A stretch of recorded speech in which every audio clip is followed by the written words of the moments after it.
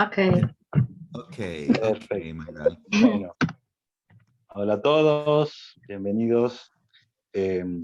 Hoy vamos a hacer el segundo encuentro de Zoom para hablar un poco de lo que tiene que ver con el espacio, que es uno de los bloques que teníamos pendientes, cierto espacio, entendiendo el espacio como un ámbito que hay que entender y considerar a la hora de las aplicaciones que podamos tener posiblemente en un aula o en una actividad educativa en la escuela, ¿cierto?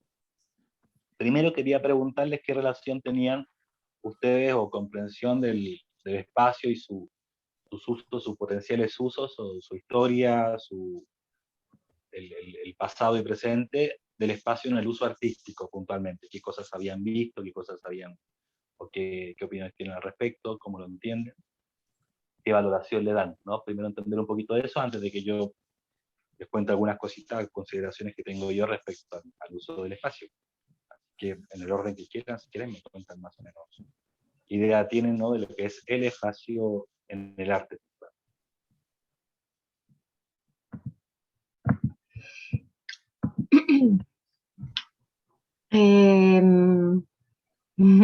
Para mí el espacio es, al igual que el tiempo relativo, no. Como un componente para trabajar bien potente simbólicamente. ¿En qué sentido? Por ejemplo, hay algo que yo hago insistentemente y en todos los espacios de talleres, y es habituarnos al círculo, como este espacio circular donde todos estamos, como, simbólicamente se organizan varias cosas al mismo tiempo, nos podemos ver todos, estamos en igualdad, tiene que haber una conciencia del grupo para no dejar a nadie fuera del círculo, no darle la espalda a nadie. Y por ejemplo, este martes en Putre con los niños de octavo, ellos tenían que hacer estuvimos trabajando en un papelógrafo con las variantes lingüísticas en lengua aymara. Y el papelógrafo también después lo compusimos con collages de imágenes para las mismas palabras, traducirlas a imágenes, y luego ellos expusieron. Y expusimos en un espacio circular porque también en Putre en particular tienen mucha como introversión para adentro, entonces el círculo ayudó mucho, y ellos al principio se descolocaron porque normalmente siempre las ponencias son el que habla delante y los demás enfrente. Y después al cerrar la evaluación, como en 3 minutos antes de que salieran corriendo con la campana, les pregunté cómo se sintieron en el espacio circular y dijeron que les había acomodado mucho más porque se sintieron menos vistos.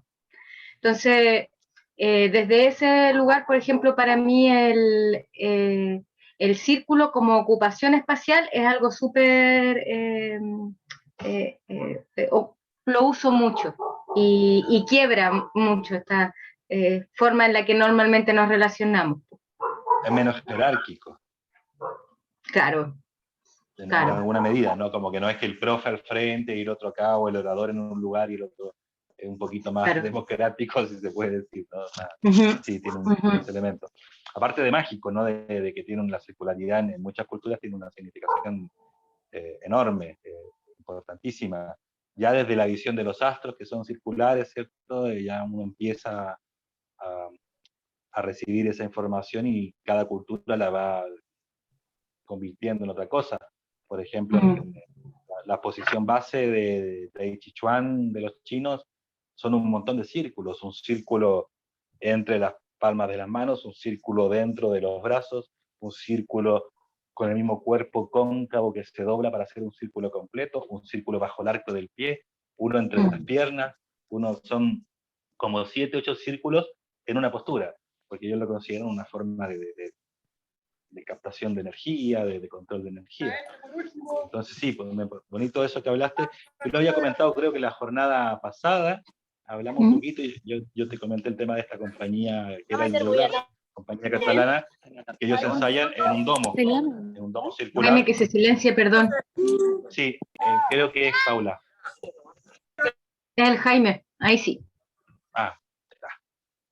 Entonces yo contaba eso, ¿no? Esta compañía que eligió trabajar en un domo semicircular, digamos, gigantesco, para no tener esquinas porque les afectaba la forma en que las esquinas los predisponían a moverse de determinada forma.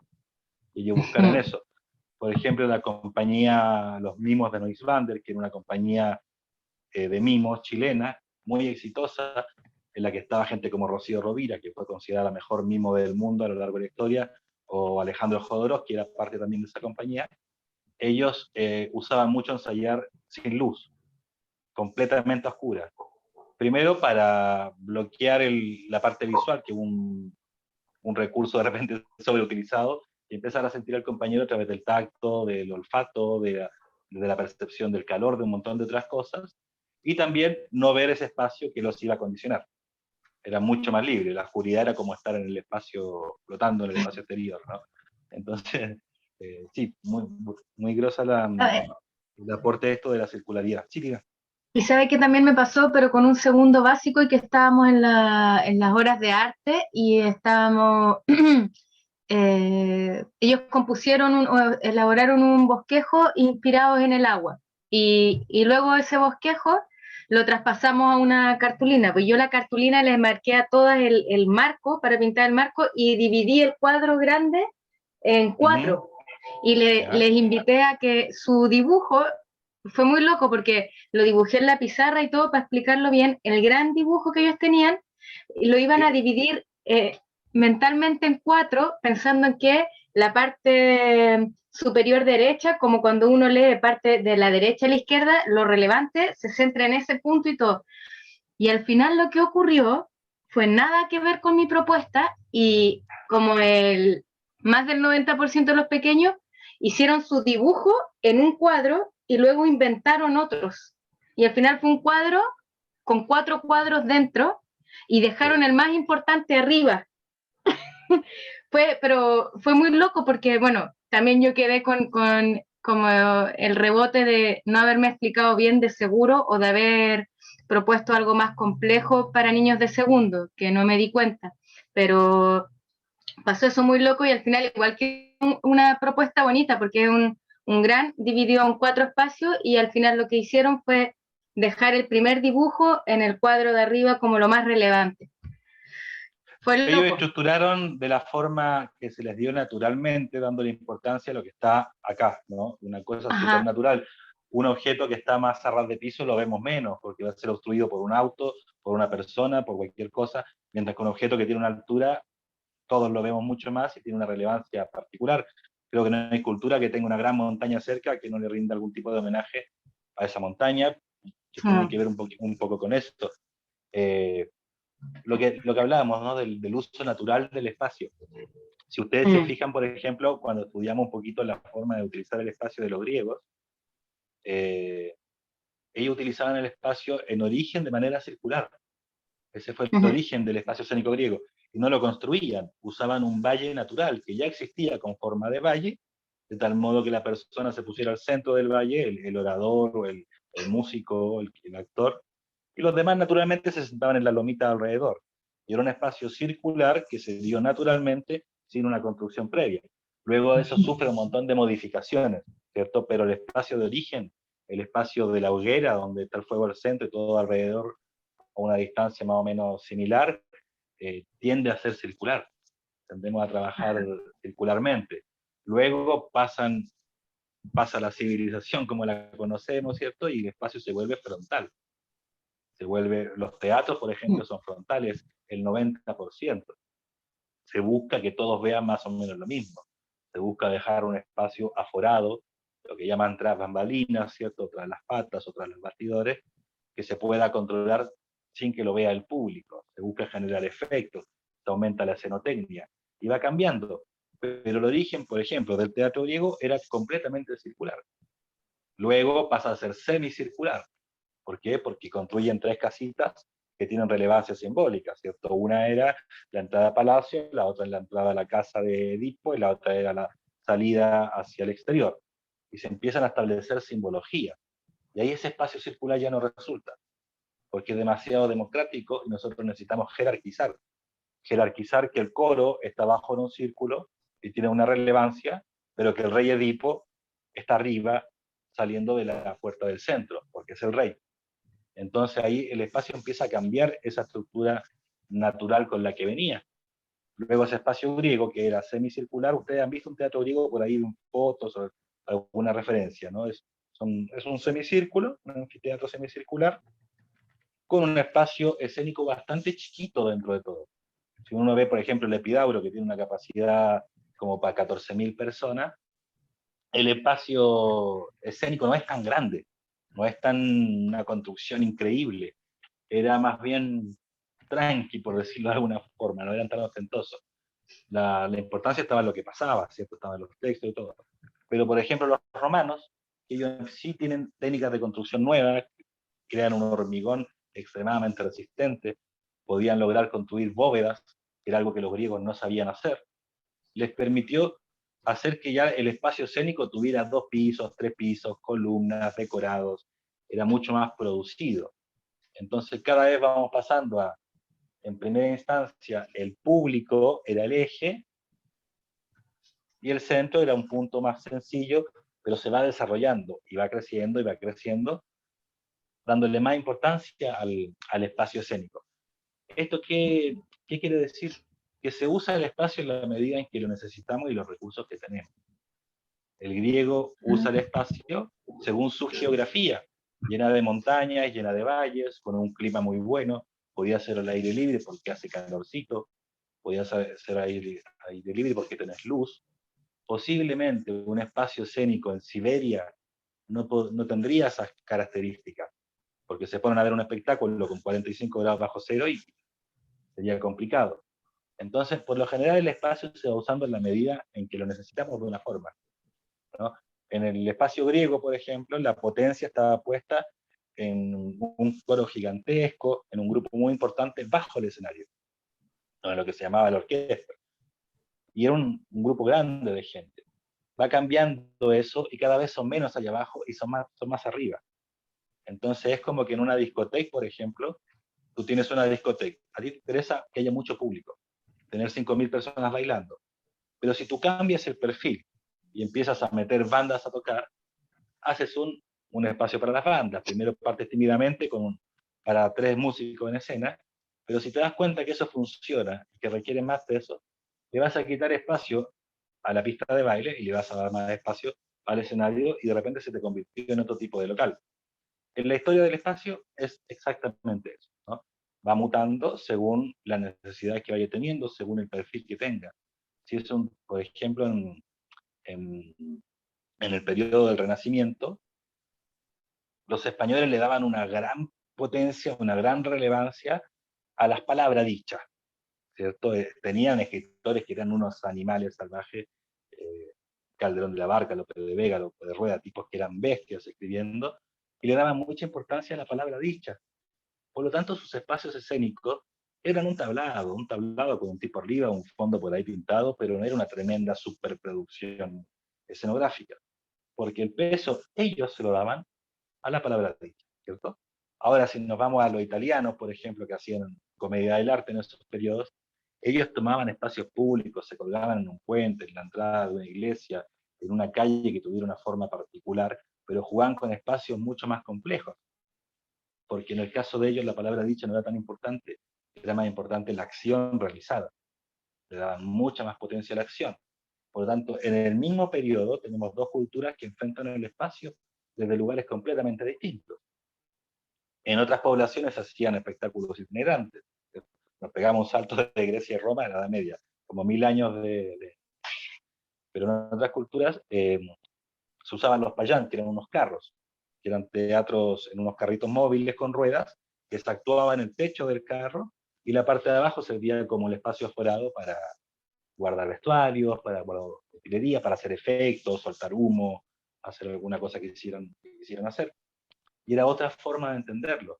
En zonas en que el teatro debía moverse necesariamente porque te agotaba el público, porque eran pueblos pequeños, porque las poblaciones eran mucho menores. Entonces, el espacio siempre responde a lo que se necesita.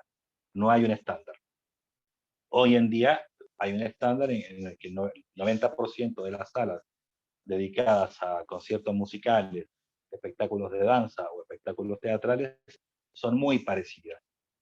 pero es el estándar de los últimos 300 años, no es la norma histórica. Si revisamos a más largo plazo, nos vamos a dar cuenta que no siempre fue así. Y siempre, por supuesto, hay casos excepcionales respecto al uso del espacio.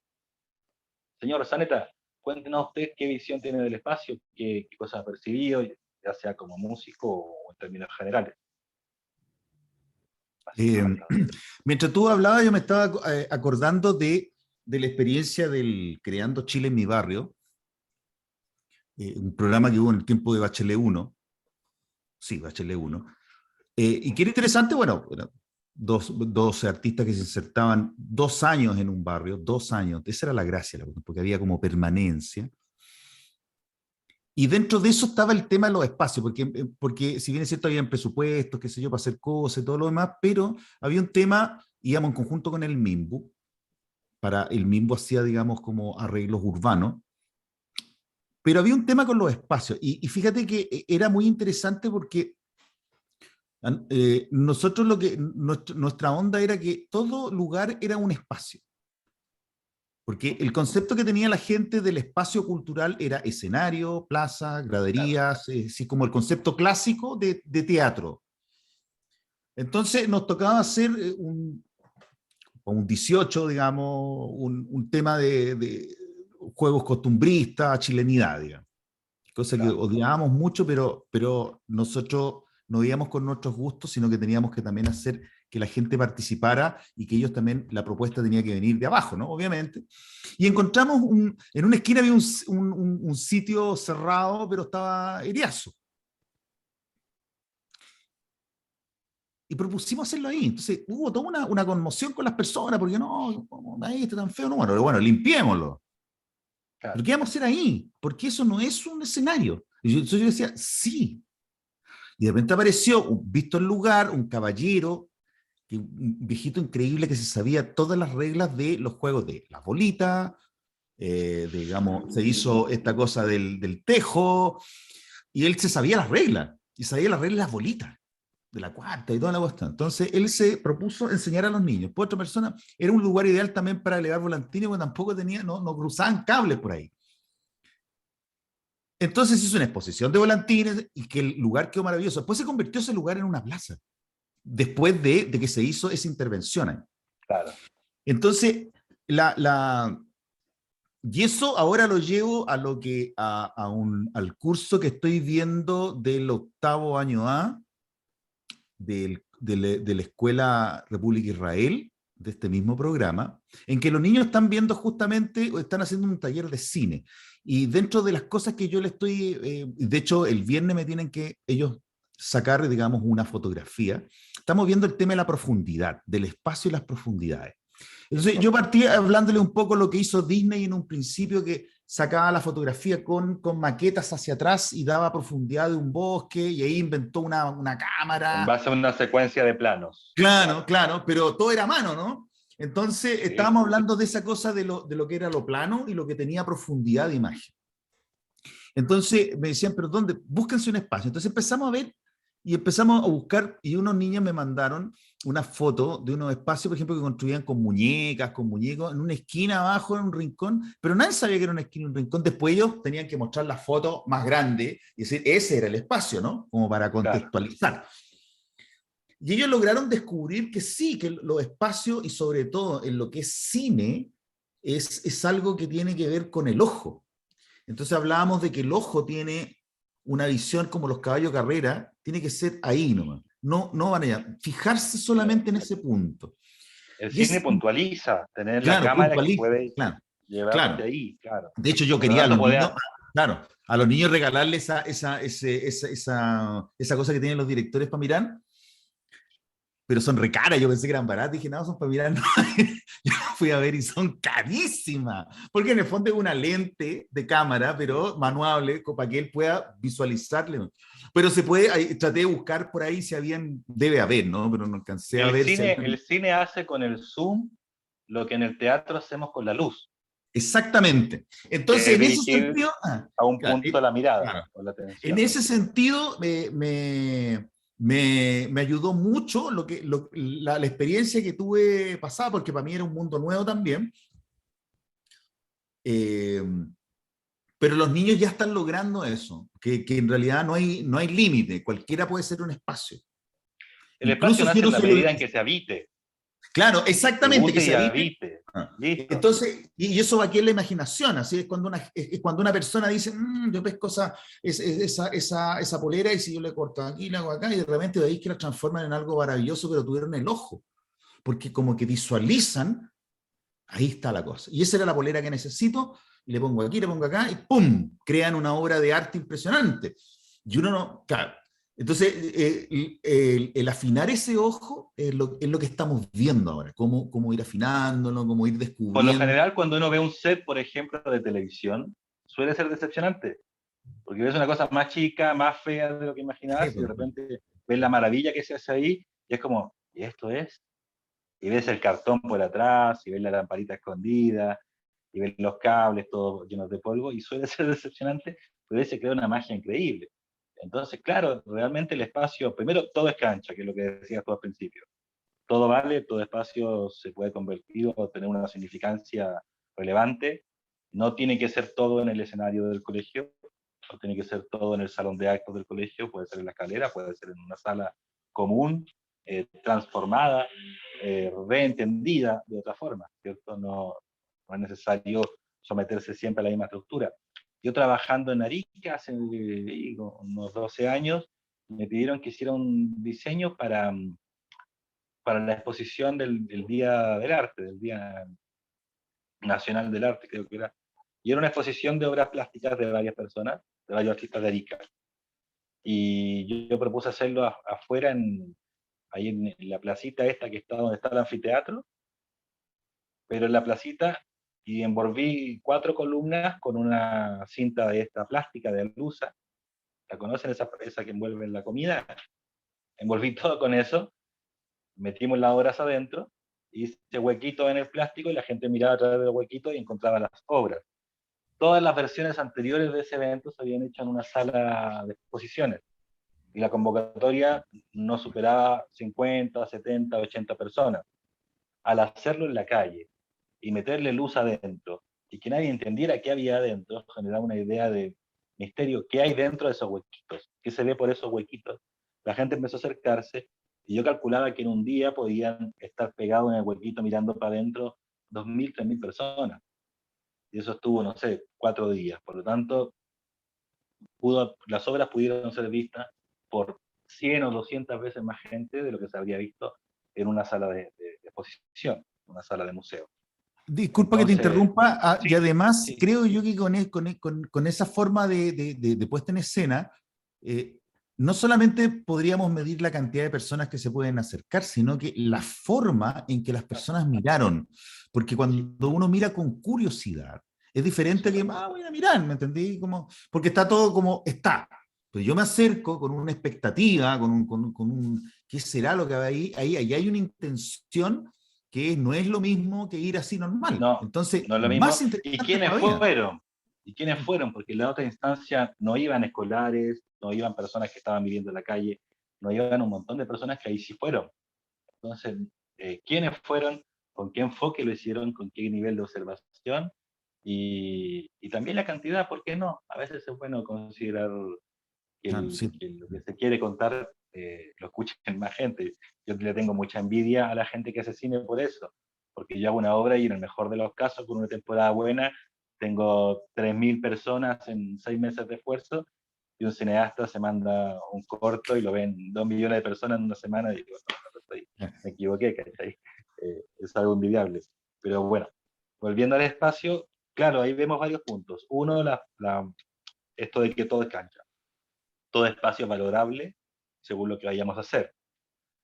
Otra cosa es sacarlo del espacio habitual, va a generar un nivel de atención superior o distinto, que es lo que estaba planteando recién James, que es lo que planteó Paula la jornada pasada cuando sacó a los chicos a reconocer el espacio, mirar las piedritas, y revisar el pastito y la textura y lo sacó a otro lugar. O en lo que hace Ocarina, cuando me trabaja en un formato rectangular de una sala de clase, trabaja en un formato circular. Solo esos pequeños quiebres ya nos van a dar una visión distinta. Y es lo que hacía Mr. Keating, haciendo que se separaran y vieran toda la sala desde arriba de la mesa, ¿no? No se requiere una configuración de reconstruir el espacio, de construir una sala de teatro, de danza distinta, no. A veces es cambiar el switch nada más, ¿cierto? Pero el espacio es mutante y tiene que entregarse a las necesidades de lo que queramos contar. Entonces, capaz que nos sirve hacer un espectáculo de danza en una escalera. ¿Y por qué? Porque la escalera tiene una perspectiva que le llega a todos, porque tiene un mensaje, porque simbólicamente representa ascenso y descenso, un millón de cosas que podríamos revisar. Pero capaz que ese sea el mejor espacio. Y no la sala de danza con el piso negro, con una inclinación para que se vean los pies, con determinadas características. Aparte, por lo general las características valoradas en los espacios más estandarizados, no las tenemos a nuestra disposición. No siempre están a nuestra disposición. No siempre tenemos una sala, por ejemplo, de teatro con un sistema de aforo, con un ciclorama, con un telón de fondo, un telón de boca. No suele pasar eso. Suele ser una sala armada según ciertas características, entonces la capacidad de adaptarse tiene que estar presente siempre. Y eso pasa con cualquier disciplina artística. Sobre todo si uno trabaja fuera de la centralidad de las capitales, fuera de la centralidad de donde están los espacios configurados de manera un poco más, digo, comillas, profesional, ¿no? Entonces la capacidad de encontrar espacios donde no los vemos es súper relevante.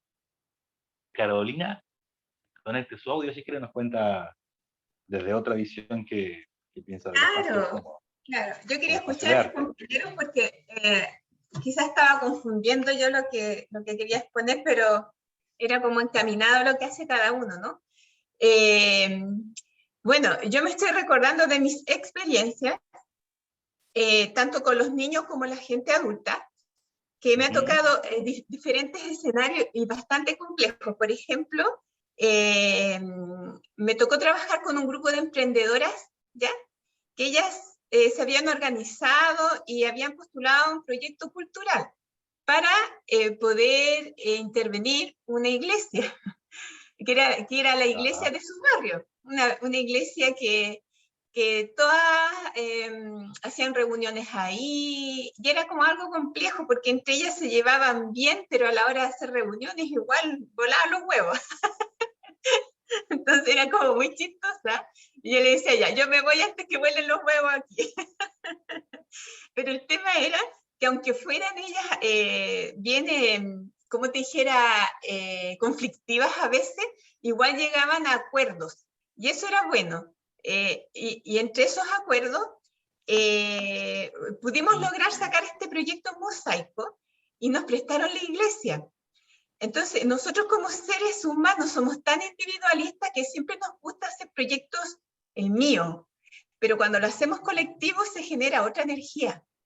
Sí. ¿Ya?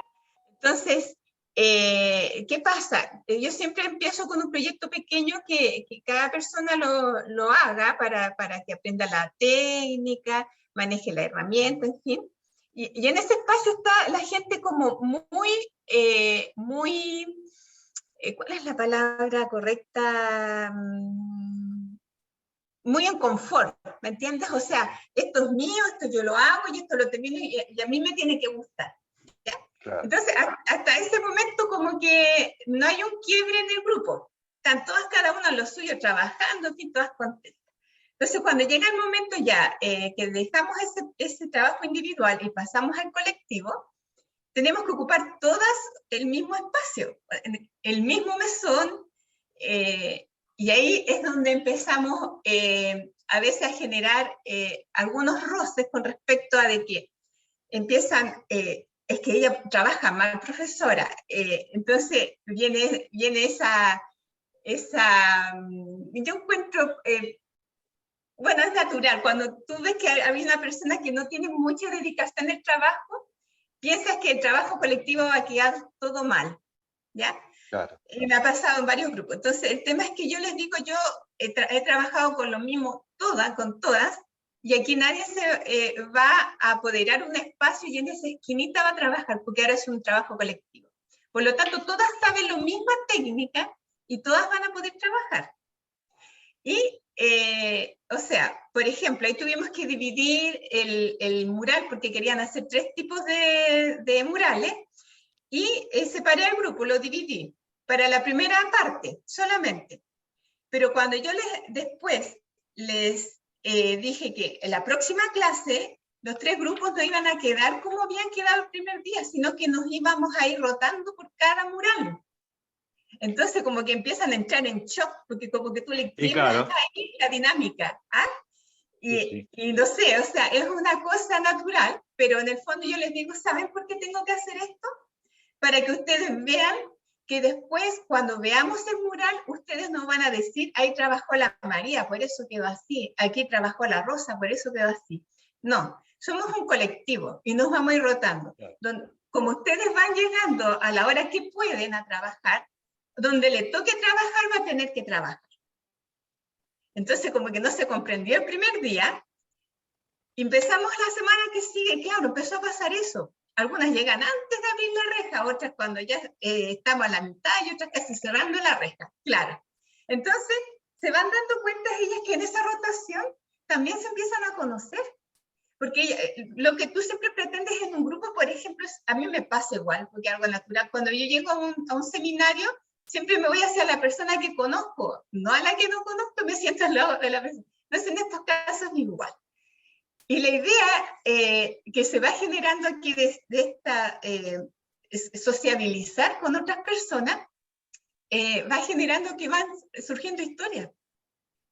Entonces, que no sé por qué están motivadas a venir al taller, otras que algo les sucedió y otra persona lo comenta. Entonces se va generando una energía. Y esta energía al final siempre termina en buena energía al final después de la clase. ¿Por qué? Porque ya si alguien llega mal o alguien llega súper contenta, compartimos la misma música, conversamos, si alguien llegó mal, siempre se le trata de contener, de decir una buena, quizá contar alguna experiencia de uno para que la persona también sienta que está acogida, o sea, que no es la única que la ha pasado o no es el único que la pasa. Entonces esa energía que se va formando en el espacio termina siendo de que cuando ya se termina el proyecto completo, se sienten tremendamente felices, entonces terminan diciendo que nunca pensaron que esta experiencia les iba a cambiar la vida. Porque nunca pensaron que iban a poder usar alguna vez una herramienta, que alguna vez iban a trabajar en colectividad, porque por lo general son personas muy adultas, que nos tuvimos que ir rotando dentro de la iglesia porque iban a ocupar donde hacen el catecismo, terminamos en el patio, después del patio terminamos en la casa de una de las socias ahí, que ocupamos el antes jardín de ella, pero siempre fue cambiando la energía a positivo. O sea, claro, siempre ya no importa, igual nos vamos a arreglar y va a estar el espacio y nos vamos a ¿cómo se llama? A turnar, a ver quién usa aquí, acá, allá, y el material, igual que el material es colectivo, no es solamente para ti. Claro. Y eso... Hay una visión casi cinematográfica del artista como una especie de solitario, empedernido en su jaula, en su cueva, haciendo todo lo que le sale de las entrañas, pero no hay esta visión como tan colectivista del arte en general. Es un cliché como que inventó la tele, y yo no sé de dónde se salió. Y la verdad es que para algunos de nosotros, todo el trabajo que hacemos es colectivo. No trabajamos en solitario. Y no tomamos todas las decisiones, sino, en mi caso, por ejemplo, que soy escenógrafo, el 99% de las veces yo no elijo la obra, yo no elijo el teatro, yo no elijo el elenco, y yo no elijo la sala. Son situaciones que se me imponen, me llegan, yo digo, bueno, ¿cómo acomodo lo que yo quiero hacer a esta sala, este elenco, esta obra, esta dirección, esta producción? Y la gran mayoría de los artistas trabajamos en situaciones de colectividad, o muchos de nosotros, salvo un escultor que está solo encerrado o un pintor. Pero los que somos artistas escénicos o musicales, por lo general trabajamos siempre en agrupación con más gente. Ahora, en el caso del trabajo, de lo que estamos haciendo en este proyecto, ¿no? Que tiene que ver con las aplicaciones o el uso de estos conocimientos para un proceso académico, nos tenemos que olvidar, ¿cierto?, de esta cosa del producto individual porque nos tenemos que olvidar, eso tiene que quedar guardado en una maleta para otros momentos de nuestra expresión artística, porque en este caso no tiene ninguna utilidad. Porque lo que estamos buscando, ¿cierto?, no es la perfección de un producto, sino que estamos buscando generar interacción entre la gente, generar lazos con la comunidad, contar un mensaje en términos grupales. Estamos buscando otras cositas que son mucho más valorables en esta instancia que hacer el mejor mural o la mejor pintura, ¿no? Yo, por ejemplo, cuando estaba trabajando en una fundación con personas con discapacidad mental en Buenos Aires, y eran grupos muy grandes y muy heterogéneos, porque había personas con autismo mezcladas con personas con esquizofrenia, con personas con un montón de patologías distintas, y distintas edades, tenía chicos de 18 años o de 70. Entonces los niveles de participación eran igual de heterogéneos, igual de complejos. Y ellos solían trabajar la clase de arte en términos individuales, cada quien hacía su pieza, cada quien hacía su producto. Y eso significaba envidias, peleas, discusiones, se generaba conflicto en base a eso. Yo empecé a trabajar con ellos y lo primero que propuse fue que todos los trabajos fueran grupales. No hicimos nada de a uno, todos los trabajos fueron colectivos. Nos dio por hacer un barco vikingo, hicimos un barco vikingo, todos. Nos dio por hacer juguetes de madera, hicimos juguetes de madera, todos. Y de hecho ni siquiera por curso, porque ellos entre cursos se tenían pica, ¿no? Los del curso rojo le tenían mala onda a los del curso azul y se peleaban, nosotros somos mejores, ¿viste? Se armaban unos tremendos. Entonces ni siquiera por curso, yo terminaba con el curso rojo y quedaba a medias el barco vikingo y le decía, chicos, lo voy a seguir pintando en la otra sala con el curso azul.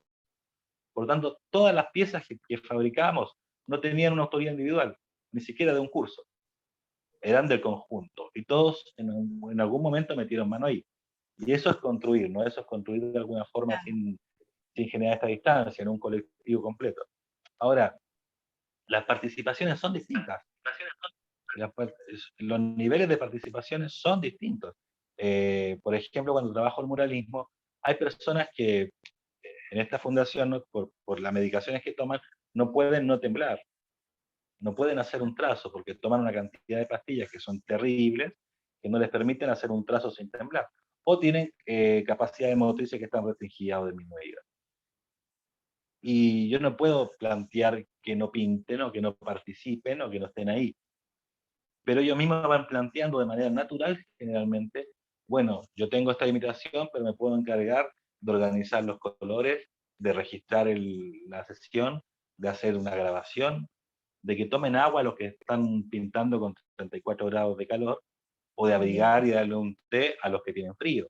Y es una participación, ¿no? Porque siempre partíamos de que en un equipo no todos pueden ser Messi, es imposible. Entonces, en un proceso de muralismo, teníamos un DJ, que a él le encantaba, vivía con una radio a pila para todas partes, y él iba con la radio a pila a pintar los murales y él ponía la música, y esa era su función.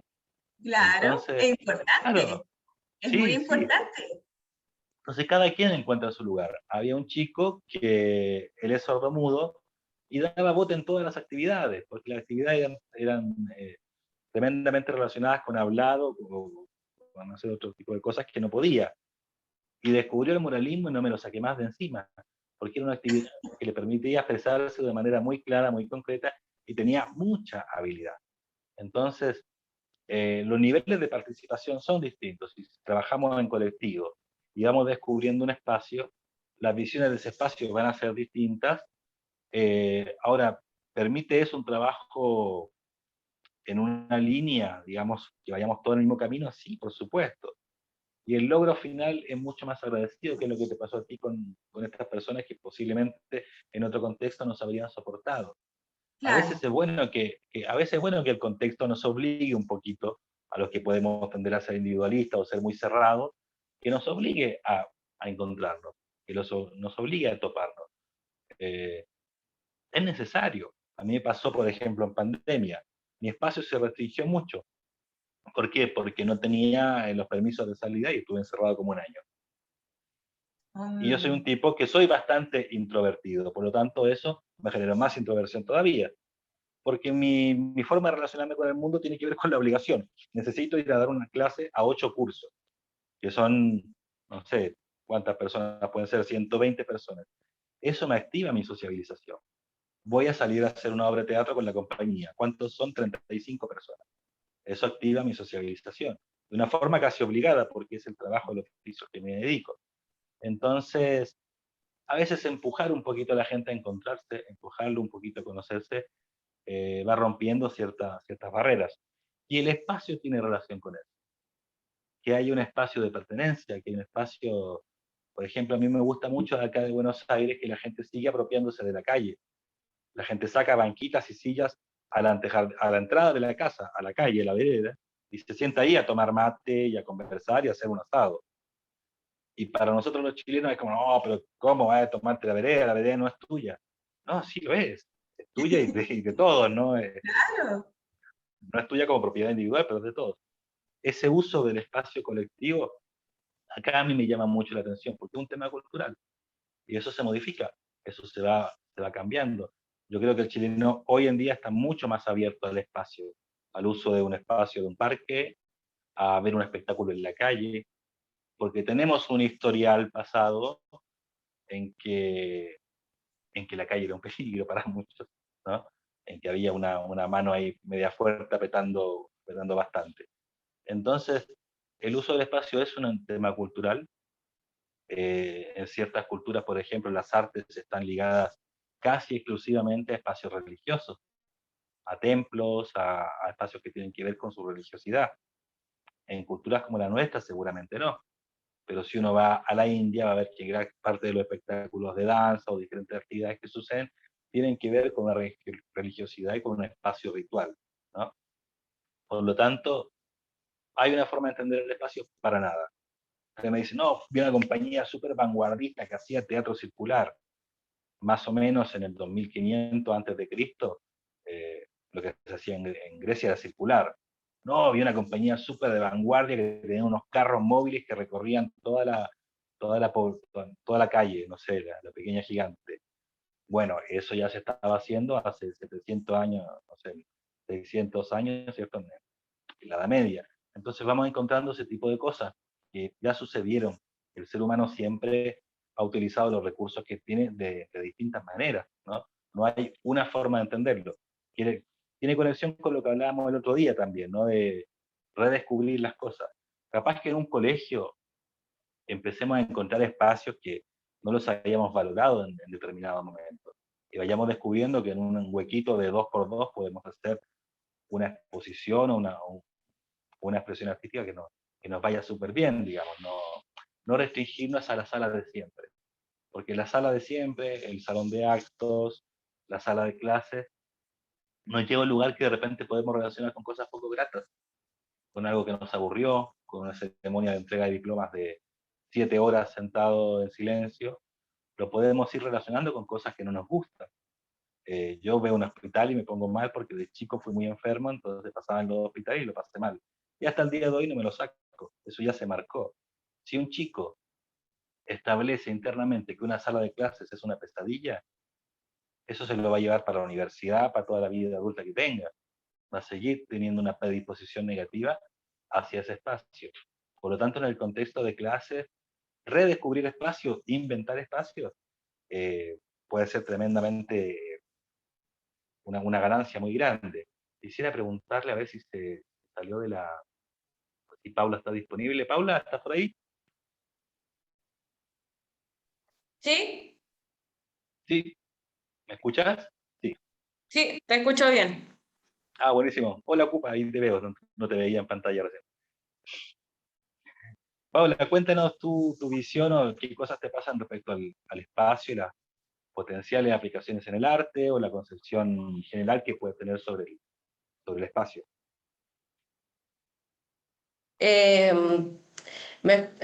Hace poco me Sí. pasó algo súper particular en el cual, bueno, en esto como de, también como reinventarse en el cómo captar a los niños y las niñas, el espacio. Me hace sentido lo que hablaste recién de cómo el espacio también, apropiarse del espacio o cómo siento yo el espacio es lo que me hace percibir una sala de clases, ¿no? Entonces, bueno, volviendo a lo que mencioné anteriormente de la instalación artística, Mm. les propuse les propuse esa idea a los niños, y a uno justo se le ocurrió intervenir en la sala. Y yo dije, bueno, o sea, como que lo voy a consultar a la directora, y la directora dijo, ningún problema, si ustedes quieren pintar la sala, lo que sea hacer con la sala, lo pueden hacer. Y fue tal la magnitud de que ellos, con este curso, mañana no tienen clase, pero yo mañana subo a Cotpa, y ellos van a ir mañana porque van a comenzar a pintar la sala. O sea, vamos a hacer como el lienzo blanco, por decirlo así.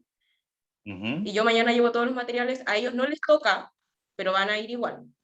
No les toca mañana, porque hay un grupo sí, un grupo no.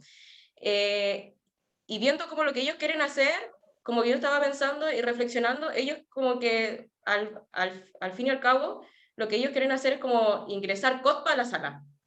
Porque la sala es como blanca, obviamente está como un poco cochino, pero básicamente yo les dije, pero hay que, aparte de pintar de blanco, ¿cuáles son los diseños? Y quieren como pintar flora y fauna de Cotpa, traer algunos materiales como naturales, incorporarlos en la sala. Y yo pensando, lo que quieren hacer es que cuando ingresen a la sala es ingresar a Cotpa, porque en sí uno ingresa como al establecimiento y son todas las salas blancas, hay una tele, proyector, lo que hay al entrar a cualquier sala, pero no hay una identidad. Claro. Entonces, me hace mucho sentido, de hecho, los alumnos que están más motivados son los más desmotivados, normalmente, lo que me dijo la profe, de hacer esta intervención y esta... Es una buena señal eso. Claro. Sí, entonces, es una buena señal de que está tocando otras cosas que nos habían tocado, claro. Y cómo también ellos toman... es tan importante ellos estos procesos de transformación, o sea, como voy a pintar la sala, que uno podría decir, los niños no van a querer pintar la sala porque es trabajo, pero a lo mejor a veces quieren hacer cosas como más grandes o cosas que más duraderas. Duraderas, sí. Duraderas, sí. Claro, que un dibujo, porque uno igual subestima a los niños, a los jóvenes, porque son de segundo medio. A lo mejor ellos ya quieren hacer otras cosas, otras intervenciones más grandes, algo que puedan ver todos los días, algo que les traiga un recuerdo, algo que quede para sus demás compañeros, porque no solamente ellos usan esa sala. Claro. Sí, la proyección en el tiempo es relevante, sobre todo en el contexto del muralismo, que es un tema que lo vamos a tocar de último casi, pero que se va mezclando todo, lo que hablamos del espacio, del dibujo. Pero sí, a mí me ha pasado que, por ejemplo, yo trabajé en proyectos de muralismo en villas de acá, en 5 o 6 villas de Buenos Aires. Son lugares relativamente peligrosos. Ahora, yo llego y no soy una amenaza, soy un hippie que llega con una ropa toda pintada, llena de manchas, con un tarro de pintura y se pone a pintar. Por lo general mi convocatoria inicial suele ser muy baja, porque no llego con un apoyo de convocatoria muy grande. Entonces llego medio solo, con 2 o 3 chicos pintando. Ese es el primer día. Ahora, estar expuesto en un espacio público que te van viendo, los chicos empiezan a incentivarse al segundo o tercer día. Y de repente necesito ayuda para poder controlar a una manga de 50 personas que están pintando. Y se moviliza un espacio entero, porque son 50 pintando, pero hay 30 movilizados mirando, llevándonos mate, llevándonos facturas, poniendo música, haciendo un montón de cosas. Y se genera una interacción social súper importante. Y lo que me ha pasado es que, por ejemplo, con los primeros grupos de chicos con los que yo partí hace 10 años, hoy están grandes y todo, y siguen viendo los murales. Siguen encontrándose el mural a la vuelta de su casa, y han sido, pero respetados, ni una raya encima, ni nada, ningún manchón, ningún graffiti. Los chicos de la villa han respetado cada uno de los murales, porque se sienten parte, porque estuvieron ahí. Si no pintaron, participaron observando, vieron el proceso. Solo ser testigos del proceso hace que los cuiden. Entonces, el fenómeno del muralismo tiene esa potencia un poco del largo plazo, ¿no? De instalar algo que todos van a ver, y para los chicos poder decir, yo estuve ahí, yo participé en alguna medida, es súper bonito. Ahora, eso acompaña una responsabilidad enorme de qué es lo que se va a hacer, ¿no? Porque es un tema complejo cuando vas a imponer un diseño a mucha gente, ser muy concienzudo en ese sentido. Difícilmente alguien va a tener algún problema porque instalen copa dentro de la sala. Es algo que no implica un conflicto. Todo lo contrario, es plantear una naturaleza bella y llevarla, darle una continuidad hacia un espacio interior, ¿cierto? Hacer que un espacio interior parezca un espacio exterior, en alguna medida. Eso ya cambia todo. Eso es un quiebre por sí solo, porque es abrir el muro de la sala y mirar un poquito más lejos a un pájaro, a un cerro, a una montaña, a una nube. Entonces son cosas que siempre van a ser positivas. Hay murales que pueden expresar un conflicto, una denuncia, una demanda, y ahí sí hay que ser muy riguroso porque son espacios públicos. Y la forma de reclamar tiene que ser coherente a que el espacio no es tuyo. Entonces, aquí hay un muralista que es muy exitoso en términos de plata y de fama, que no lo voy a nombrar, pero es muy exitoso porque tiene un lobby muy importante a nivel institucional y hace murales gigantescos en lugares como La Boca o en varias zonas de Buenos Aires. Pero él es solista en la creación, no considera lo que le plantea la gente, no. Él diseña, llega al lugar, solicitan ayuda de la gente y la gente tiende a participar porque ven un producto gigante, un proyecto enorme y quieren ser parte, pero ha tenido muchos conflictos en que la gente deja de participar y renuncian y abandonan porque básicamente son mano de obra gratuita, no son participantes de un proyecto colectivo, son manos de obra gratuita para él, esa es la forma en que él lo entiende, porque ellos van y sienten que no se sienten representados en lo que se está pintando, ¿cierto? Ahora, en un proyecto de muralismo, lo primero que hay que hacer es establecer el mensaje y establecerlo en grupo. ¿Qué queremos contar? Luego, capaz que el muro capaz que sea una anécdota. Los colores van a ser una anécdota. ¿Con qué técnica va a ser una anécdota? Lo más relevante es qué queremos contar, pero qué queremos, no qué quiero, ¿no? Volviendo a lo que hablábamos antes, en el proceso de buscar o revisar o debatir sobre formas de aplicar el arte en el contexto educativo escolar, el artista personal tiene que desvanecerse bastante, digamos, dejarse guardado al menos por un rato, porque el objetivo es otro. Entonces, con el muralismo, pensar siempre, todo el mundo va a querer ver eso ahí todos los días. Puede violentar a alguien, puede pasar por encima del deseo de alguien, porque es un tema complejo. Y una vez un chico jugando fútbol en una villa gigante, era como de 8 metros, en un edificio, y el conflicto era de qué color le hago la camiseta, porque o me mataban los de Boca, o me mataban los de River, o me mataban los de Independiente. Y son temas serios allá. Así que lo hice en blanco y negro, porque si no me iba a meter en un problema sí o sí con alguien. Entonces, hay que considerar ese tipo de cosas, ¿cierto?, en el trabajo cuando se entrega a una comunidad abiertamente. En el muralismo, saliéndolo un poquito del tema del espacio, pero aunque el muralismo es una intervención de un espacio, tiene esa particularidad, ¿no?, de que la gente se conoce haciendo mural. La gente se descubre quién es más flojito, quién es tremendamente aplicado, quién es el más trabajador, quién es el más talentoso, quién es el más divertido, quién es el que alegra la jornada, y que un día falta y la jornada ya no es lo mismo. Se van descubriendo todas esas particularidades del equipo y van saliendo de manera natural, y eso es tremendamente bonito, ir conociéndose. Entonces, aparte del producto que siempre aporta, tenemos este fenómeno de interacción, que son pocas las disciplinas que permiten una interacción de grupos tan grandes, tan potentes en ámbitos públicos. Tú puedes tener 100 personas participando en un mural. Es difícil armar de repente musicalmente una banda con 100 personas que no tengan una formación previa. Es difícil hacer de repente bailar a 100 personas que no tengan una disposición. Pero con el mural pasa como que todos se atreven, como que todos te ven pintando y hacen cola y empiezan a pedir una brocha. Y ese es un proceso súper lindo. Al día de hoy yo me puedo pasear por estas villas sin ningún problema. Todos se acuerdan del pelado que vino a pintar. No soy protegido, soy cuidado, porque se genera ese nivel de relación. Se genera ese nivel de relación.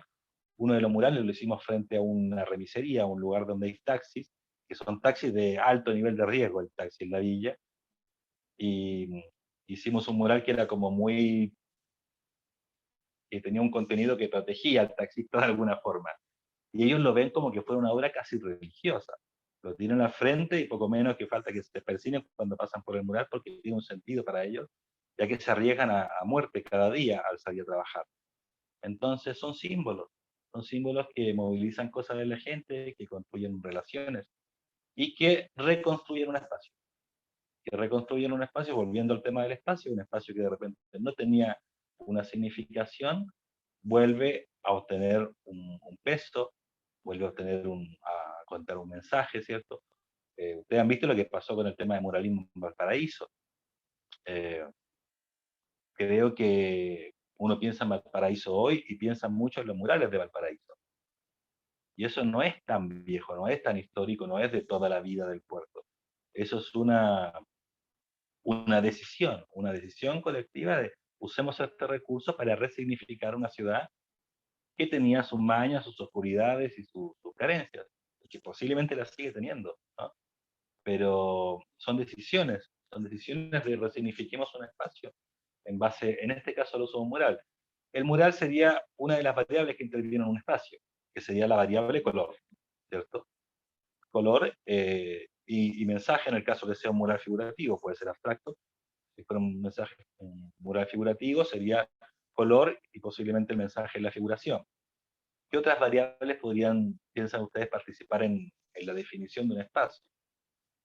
Que se les vengan así. Con el mural tenemos el color ya presente, ¿no? Para que exista color tendríamos que tener necesariamente luz. Esa es una variable también del espacio, ¿cierto? Distintas cosas podemos hacer en el salón, que podemos cerrar y oscurecer en una sala de clase. Yo pregunto inmediatamente si voy a hacer algún colegio, ¿puedo oscurecer la sala? Porque eso me permite hacer sombras chinas, proyectar algo, hacer juegos de luces, crear un ambiente con una linterna y contar una historia de terror. Me abre un mundo que una sala con una ventana gigante no me permite. Entonces, por ejemplo, color es una variable que va a condicionar un espacio. Luz es otra variable que va a permitir la existencia del color, ¿cierto? Otra que es bastante obvia son las dimensiones. Las dimensiones que tenga ese espacio. Alto, ancho, ¿cierto? Lo 3D. Si es largo, si es angosto, si es un espacio que oprime, ¿cierto? Si yo estoy trabajando, por ejemplo, a los pies del edificio, ¿cómo se llama ese gigante que hay en Santiago? Bueno, estoy trabajando ahí abajo. La sensación de opresión de tener un edificio de 300 metros sobre mi cabeza va a ser muy distinto que si estoy trabajando en la azotea del edificio, donde tengo un dominio visual y es otra la percepción. Por lo tanto, el espacio también va a afectar la emocionalidad, y las dimensiones y formas de un espacio van a ser otra condicionante más. Otra que podríamos tener, por ejemplo, es la simbología, el sentido de un espacio, el significado. Hacer una instalación en un cementerio es muy distinto que hacerla en la entrada de McDonald's, ¿no? Va a plantear una diferencia necesariamente. Entonces ahí vamos sumando variables que nos van construyendo un espacio, luz, color, la utilización que tenga, la historia que tenga, ¿cierto? Hacer algo en una salitrera tiene un peso, una salitrera abandonada tiene un peso muy distinto a... ¿Qué pasó ahí? Algo pasó que no vi. ¿No? Entonces, ¿qué otras variables piensan que podrían participar en la sensación, en la percepción de un espacio? Tenemos luz, color. Pero, perdón, pero las variables son como conceptos físicos, es decir, luz, No, porque, por color, ejemplo, dimensión. por ejemplo, la utilización no, porque la simbología de un espacio no. Yo digo, este espacio, un hospital tiene una Sí, connotación, ya. y eso no es, claro, tiene que ver con su historia. ¿Sí? Pero por lo menos esa variable, las que mencionamos recién, ya nos definen bastante. De ahí podríamos ir a cosas más plásticas de cómo se ejerce la luz en ese espacio, la contaminación de sonido, la presencia humana. Si es un espacio que era el peladero, que tú hablaste hace un rato, que se resignificó en la medida en que lo necesitaron, y llegó un señor de un montón de años que conocía las reglas de los juegos que instalaron ahí. Ese espacio se reconstruyó gracias a ese señor un poco, gracias a una memoria del caballero este que ayudó en esa reconstrucción del espacio a partir de un peladero que no tenía utilización. Entonces, claro, como les decía, son muchas las cosas que pueden condicionarlo. Ahora, todas estas son condicionantes, no limitantes, ¿cierto? Se tiende a pensar que las cosas que condicionan algo lo limitan, y no, simplemente definen un punto de partida. Luego uno puede forzar eso. Uno puede hacer que un espacio muy pequeño se vea mucho más grande. Uno puede hacer una ópera en una sala de 3x3, ¿cierto? ¿Cómo hago? Fuerzo perspectivas falsas, uso títeres, cambio las dimensiones de los objetos, ¿cierto? Lo puedo acondicionar, no es una limitante, es solo una condicionante. Si tengo un espacio que es tremendamente oscuro, puedo iluminarlo y corregir esa oscuridad. O un espacio muy claro, puedo oscurecerlo. O sea, no es que me lo tengo que bancar como venga.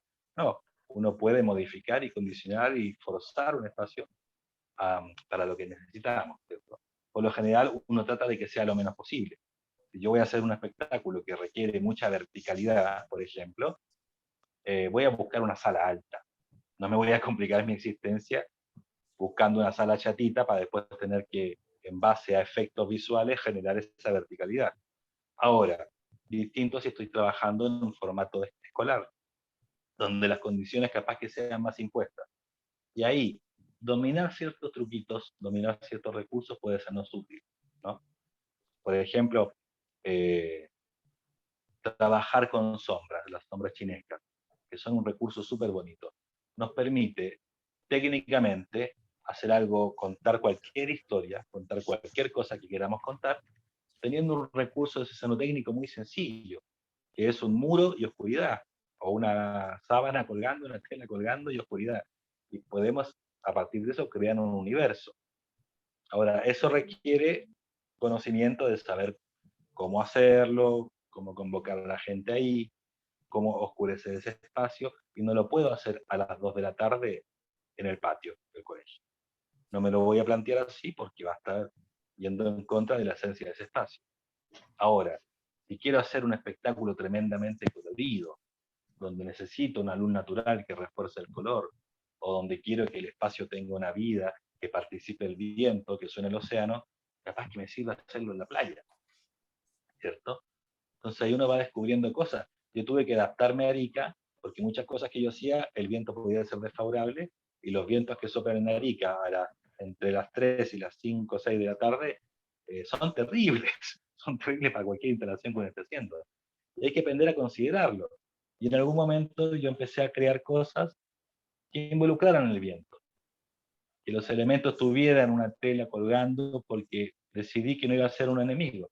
Decidí que ese viento podía ser amigo para que funcionara un espectáculo, se viera mejor, para que la escenografía estuviera viva. Entonces son cosas que en la medida en que uno va practicando construir espacios, va entendiendo que puedes potenciar las virtudes y moderar las cosas que se te vengan un poquito en contra, ¿cierto? El espacio técnico escénico convencional del que hablamos hace un rato, que es el espacio frontal, está diseñado puntualmente para hacer fácil ciertas cosas, para que todas las personas vean más o menos lo mismo y no le vean la espalda del actor, para que se puedan esconder cosas en el espacio aforado. Está diseñado para un uso bastante específico. Ahora, en el caso de un colegio, eso se puede romper completamente. Quería saber si estaba el Cupa por acá. ¿Dónde está? Aquí está Cupa. Cupa, ¿me escuchará por ahí? Hola.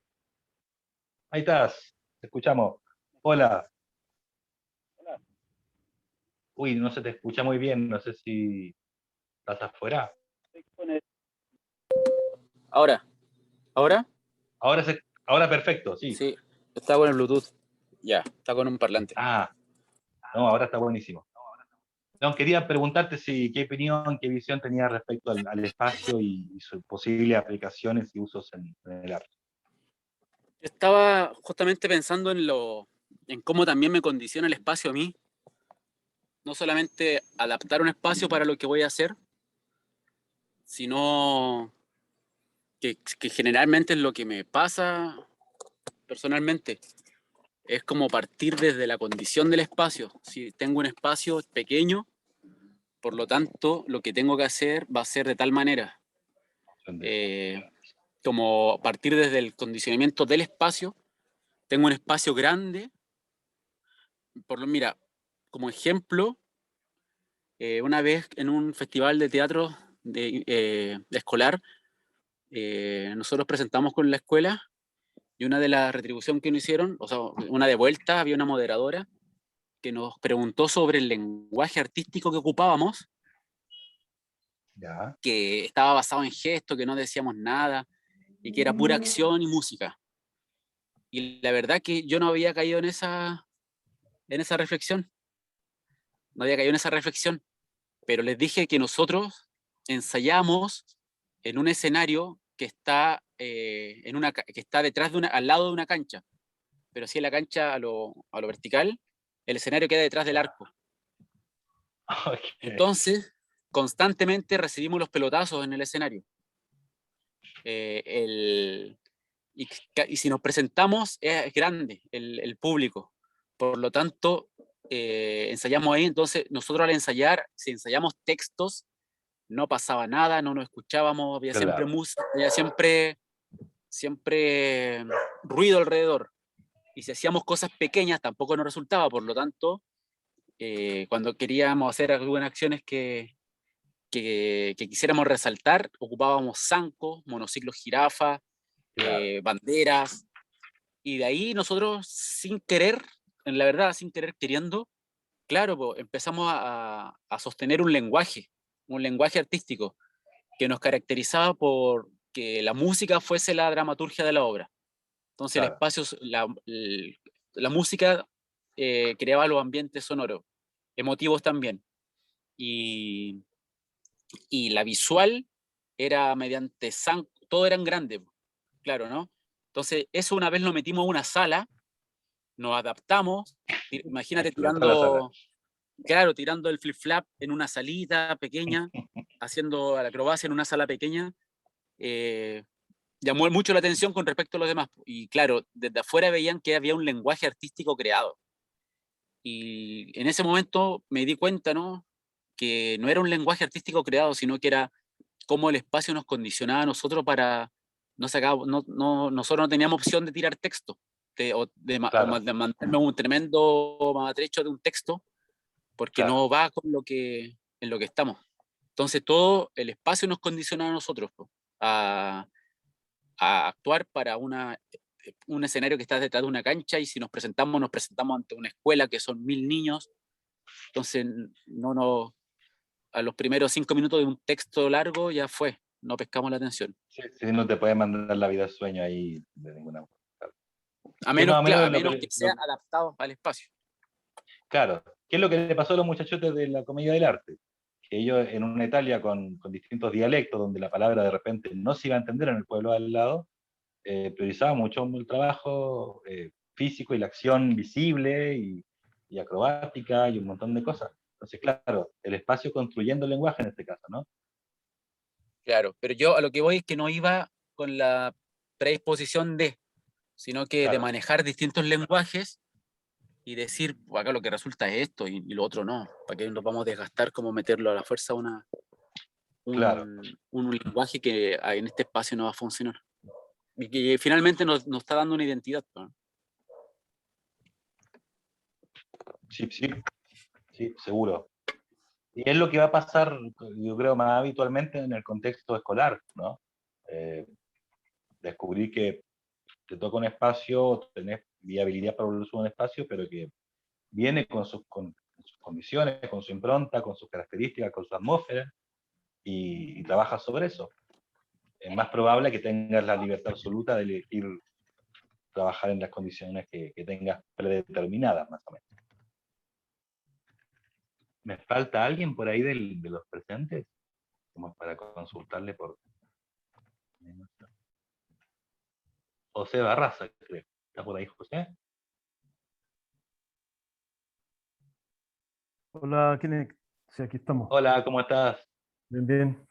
aquí quise participar hoy. Buenísimo, buenísimo. Bienvenido. Sí. Vale, gracias. Seguiste más o menos lo que estábamos hablando, ¿no? Sí, sí, no, el tema del espacio yo creo que es fundamental en el tema del aula porque de partida se cuenta con una gran cantidad de alumnos que es propio del sistema educativo chileno, ¿no? Son sobre todo los colegios públicos que se cuentan con 45, que es lo histórico, y hoy día, dadas las personalidades de los estudiantes, es complejo. Pero dadas las características del programa, igual eso es más, hay cierta flexibilidad, ¿no? Para poder desarrollar la educación artística patrimonial en los colegios, entonces eso te permite ciertas libertades que en una asignatura tradicional no se permiten, ¿no? Hasta Claro. meter bulla es permitido, entonces ahí el espacio juega un rol fundamental, y más aún estando en el ambiente rural que hoy día se está trabajando, te permite poder socializar e interactuar en este espacio que es natural. Entonces, en general, cuando yo hago exposiciones, doy clases, para mí es fundamental el espacio, más que el espacio probablemente tal físico, el contexto, ¿no? Porque no todo el mundo se sitúa Claro. en el espacio. Entonces, claro, si bien es cierto en el trabajo que uno desempeña en la actividad artística del espacio, que puede ser un escenario, una plaza que se va adaptando, acá en Arica ocurre algo muy particular, como tú decías, para el tema escenográfico te juega el viento en contra. Pero en general las actividades en Arica, la gran mayoría se hacen al aire libre, pero el efecto de que no Sí. llueve. Entonces, eso es una garantía que se tiene, y además para la educación artística el espacio es fundamental acá. Yo lo traslado más allá de la sala del propio colegio, sino que el encuentro con la naturaleza, ¿no? Con salir a terreno. Cuando yo ejercí, hice clase, salía mucho a terreno con mis alumnos, hasta el día sábado teníamos una academia, y aprovechar la naturaleza porque no llueve, entonces eso te genera aprendizaje significativo, ¿no? Eso es muy Y especial. De ahí, hecho, una de las cosas por las que elegí Arica yo para emigrar en algún momento tenía que ver con eso, con la posibilidad de utilizar espacios abiertos para hacer las cosas. Sí. entonces para mí el espacio ahí es un factor preponderante, y ya después lo otro se va consiguiendo de a poco, con los permisos y todas las reglamentaciones que tienen hoy día los colegios. Bueno, es como antes de la pandemia y post pandemia, ¿no? Es como el espacio ahí sufre ciertas modificaciones hoy día, producto de toda esta situación que a la larga va a influenciar mucho. Entonces, pero por ahí va la concesión espacial, pues, relacionado mucho con la naturaleza, insertado en las características propias de la región. Sí, sí, sí, Arica tiene aparte esa particularidad, ¿no? Tiene espacios amplios, tiene escenarios naturales que están ahí presentes. La falta de lluvia permite casi planificar sin posibilidad de que la lluvia te eche para abajo algo, ¿cierto? Una cantidad de luz también importante, sí, un clima grato para hacer espectáculos, como que les contaba antes, ¿no? O sea, si estamos en Siberia o en otro lugar, no podés.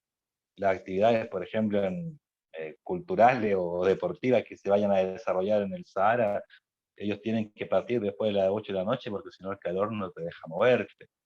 Entonces, claro, las circunstancias del espacio van a condicionarnos necesariamente. Lo que va a Arica pasar tiene... el próximo mundial, ¿no? El próximo mundial en ¿Ah? Qatar, lo que va a pasar en el próximo mundial. No se va a poder jugar en el horario, en las fechas tradicionales, sino que se tiene que adaptar a las características de Qatar. Sí, sí, si no te desmayás, yo creo, no sé si se puede jugar con 45 grados. Entonces, claro, el espacio, como decía Ocupa antes, condiciona, el espacio te modifica, te afecta. Hay una película muy divertida que protagoniza a mi tocayo Kenneth Branagh, que él está con una agrupación amateur de teatro montando un espectáculo y están haciendo el diseño y todo, y tienen una persona encargada de la escenografía. Y ellos ensayan en una antigua capilla, ¿no? De católica, muy antigua, muy caída a pedazos. Y todos ansiosos esperando la propuesta escenográfica de la escenógrafa. Y al final de la película, haciendo spoiler con todo, ¿no? Al final de la película, cuando aparece, era la misma capilla. O sea, el diseño de escenografía que propuso esta persona fue el mismo espacio donde habían ensayado durante 6 meses. Porque descubrió que ese era el lugar. porque ellos le habían dado un significado, porque ellos construyeron presencia, porque ellos lo volvieron propio.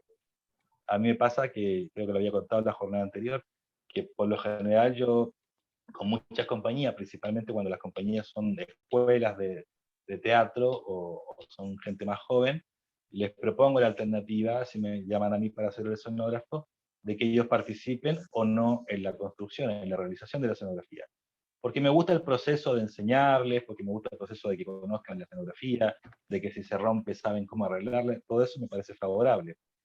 Pero aparte, la pertenencia que tienen con esa escenografía en la que ellos pintaron, pegaron y martillaron, es distinta, y la cuidan más. La cuidan mucho más porque fueron parte del proceso de realización. La conocen, la entienden el porqué.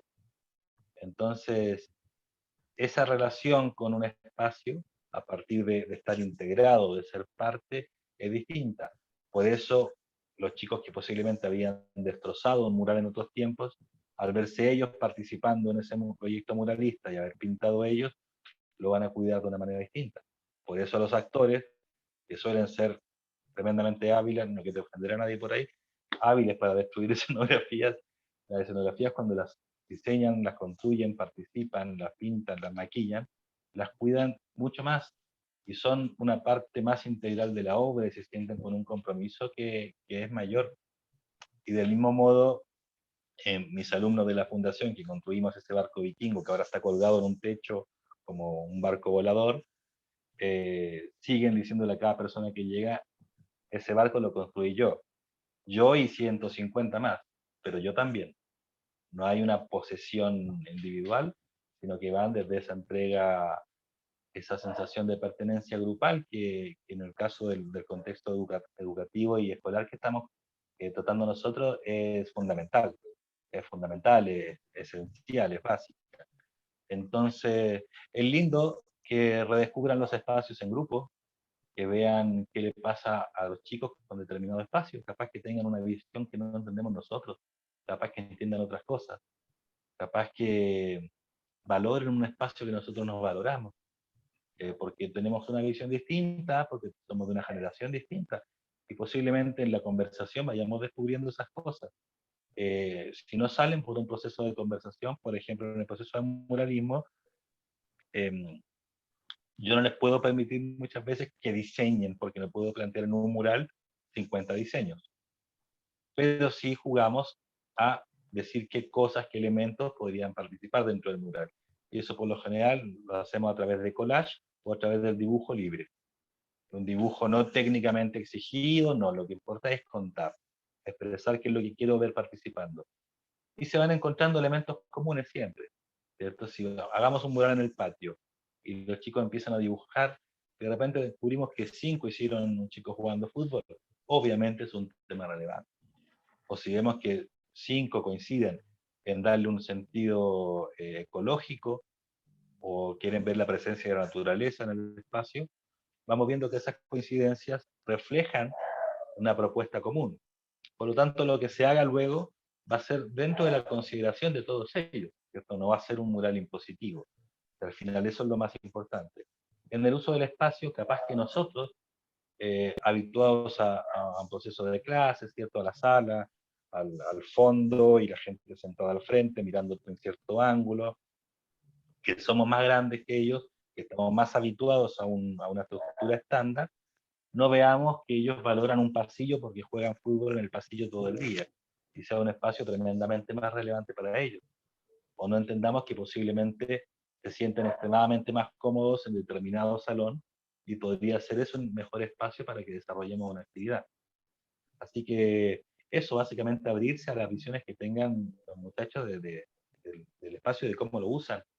Yo me acuerdo que de chico vivía en un lugar donde habían ciertos juegos, columpios y cosas, y no les dábamos bola, y jugábamos en un árbol, del que todos nos caímos del árbol y todos volvíamos al árbol, porque tenía un significado mucho más potente para nosotros, era una aventura mucho más interesante. Capaz que si yo hoy fuera a hacer una actividad con los chicos ahí en ese lugar, en una de esas la hago en el árbol, porque para ellos tienen una significación más importante que la convencional, que sería hagámoslo en la plaza de juegos, ¿no? Y eso uno lo ve en la calle, uno ve cómo los espacios agarran sentido en la medida en que se usan. El espacio tiene el sentido según la forma en que lo vemos y lo usamos, ¿no? Por lo tanto, como decíamos al principio, todo es cancha. Todo puede tener una valoración, los espacios tienen un peso. Yo contaba antes que yo entro, en lo personal, entro a una iglesia y me pasan cosas y soy ateo. Y soy ateo, estrictamente ateo. Y entro a una iglesia y siento algo que me dice, mira para allá arriba. Algo que me dice, hay alguien ahí observándote. Me da hasta un poquito de miedo, ¿viste? ¿Y por qué? Si toda mi racionalidad dice que no debería pasarme eso. Porque es un espacio diseñado para que te pase. Que tiene una entrada de iluminación, que tiene una verticalidad, que tiene una estética de color, y que tiene una serie de mensajes, ya sean vitrales o en otras estructuras, que te están llevando a eso. Y eso es extremadamente potente. Es extremadamente potente. Por lo tanto, contar a través del espacio es muy fuerte. Si yo hago como hablábamos hace un rato, si yo hago un espectáculo en Humberstone, va a tener un sentido. Si yo llevo ese mismo espectáculo a otro lugar, va a modificar su sentido. Capaz que en ambos lugares sea válido, pero no va a ser igual. No va a ser lo mismo. Los que han hecho itinerancias con espectáculos entienden esto perfectamente. Cómo el espectáculo a veces gana en un lugar de una forma increíble y en otro lugar se pega unas guateadas que uno dice, uy, estuvo pésimo. ¿Qué pasó? Y cuesta definir qué fue lo que pasó. Y a veces fue el espacio. A veces el lugar no te movilizaba, la atmósfera que lo circundaba no te movilizaba, algo pasó que ahí no funcionó, y en otro lugar que de repente subestimaste o subvaloraste, porque era feo, porque estaba sucio, porque había poca gente, se armó una fiesta que tú dices, wow, qué increíble, ¿no? Entonces, la invitación sería como esa, ¿no? Redescubrir espacios, encontrar los espacios donde no están, encontrar las situaciones donde no las vemos. Sabemos que quebrar un espacio convencional siempre suma. ¿Por qué? Porque va a abrir la capacidad de asombro, porque vamos a abrir los ojos, vamos a abrir la oreja, lo vamos a observar de una manera mucho más interesante, ¿cierto? Como Keating, que desde arriba de una mesa ya el espacio era otro. Solo verlo a 2 metros de altura es distinto que verlo desde una silla sentado, ¿no? Entonces, reentender eso cuando trabajemos con los chicos, de repente, si yo hago una clase y yo me subo a la mesa del profe, cambio toda la perspectiva, cambio toda la visión.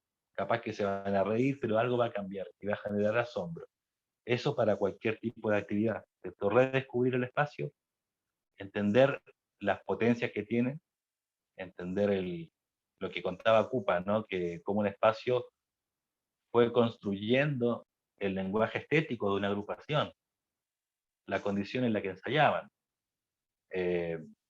La Fura del Baus, no sé si lo conocen, una compañía bastante grandota que hace giras internacionales por todo el mundo. Ellos partieron ensayando en una zona cercana a un basural y del basural recogían cosas, una heladera, un mueble de cocina, una rueda de tractor, y armaban enormes escenografías con todas esas cosas que sacaban del basural, y hasta el día de hoy sigue siendo una compañía donde la estética escenográfica y los recursos escenotécnicos son gigantescos. Hoy lo hacen con plata, pero en algún momento lo hicieron porque era el espacio donde estaban, y eran las cosas que rescataban, ¿cierto?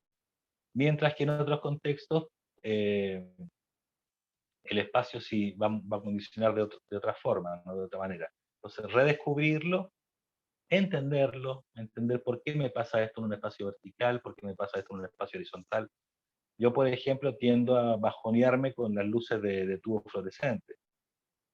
¿Por qué me bajoneo con las tubos? Porque para mí son luces de hospital, que son espacios que no me gustan. Son luces de banco, que son espacios que no me gustan. Son luces de supermercado, que son espacios que no me gustan.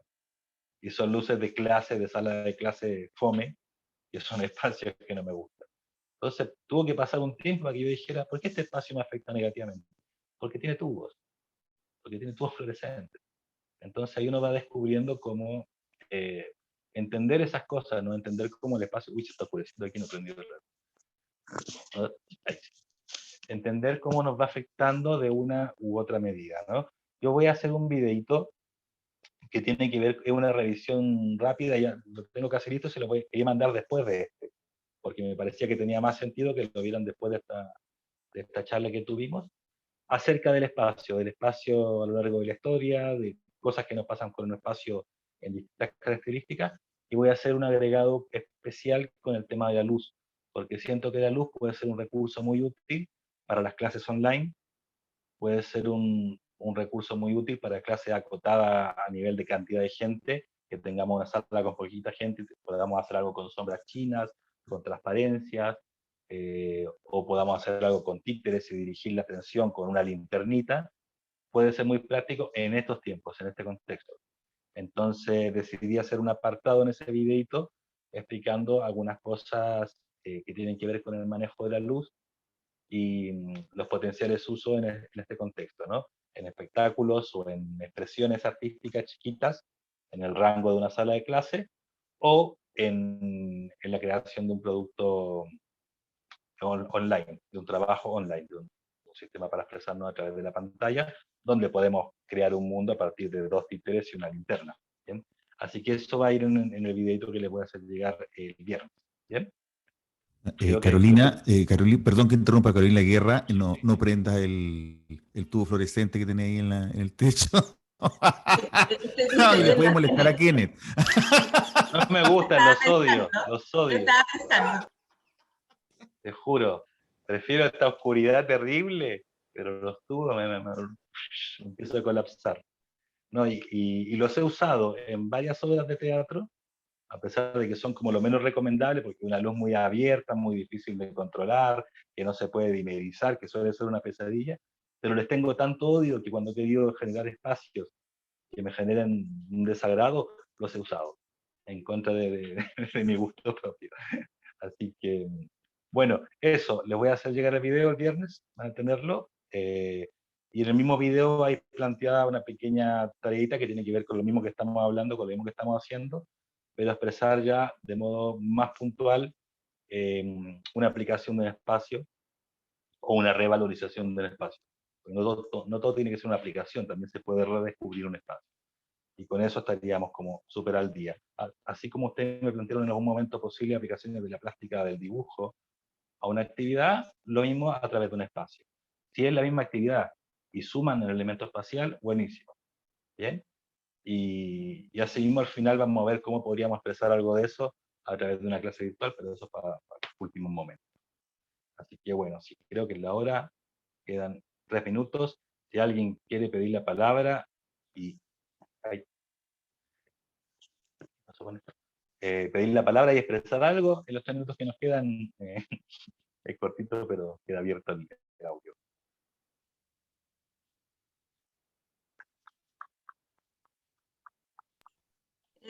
Darte las gracias, Kenneth, por abrir el diálogo acá con la experiencia de mis compañeros. A veces uno justamente hace un trabajo tan ensimismado en su taller, ¿no? Que quebrar eso cuando uno va a hacer talleres afuera, te generan otros desafíos, ¿no? Y generar contenido para esos desafíos y que se generen estos espacios para que nosotros podamos contar cada uno sus experiencias también es enriquecedor, sabiendo de que cada uno tiene su propia disciplina. Entonces así amplía tu margen de visión a otros tipos de espacios que se van generando por las características de lo que hace cada uno. Entonces estuvo pero súper acertado ya la clase. Ay, gracias. Incluso si todos hiciéramos lo mismo, pero lo hacemos en distinto lugar, ya seríamos todos distintos nuevamente, o con distintas historias, ¿cierto? Claro. Si todos fuéramos músicos, capaz que uno lo sería de jazz y tiene una historia, y otro sería un clásico que tendría otra historia, y otro sería un cumbiero que tendría una historia completamente distinta. Entonces, sí, siempre abrir, así que, y también es buenísimo, porque también entiendo más lo que les pasa a ustedes, que era lo que me preocupaba mucho en un momento por la distancia de tiempo y kilometraje. Así que nada, muy rico escucharlo siempre. Bueno, ya estás en Chile, así que quizá en cualquier momento estés acá en Arica. Sí, por el momento en cuarentenado. Gracias, Kenneth. Ya, pues, vamos cerrando entonces. Chao a todos. Saludos. Muchas gracias. Chao, Chao, Kenneth. Gracias, compañeros. Chao, Paula. Chao. Nos vemos mañana. José Barraza. Sí. Chao, Cupa. Oh, gracias. Que estén bien. 1, 2, 3, 4, 5, 6 tenemos. Siempre el aporte musical. Siempre hay alguien encargado de la música. Y cerrar así es lo mejor. Me dan ganas de quedarme hasta las 9.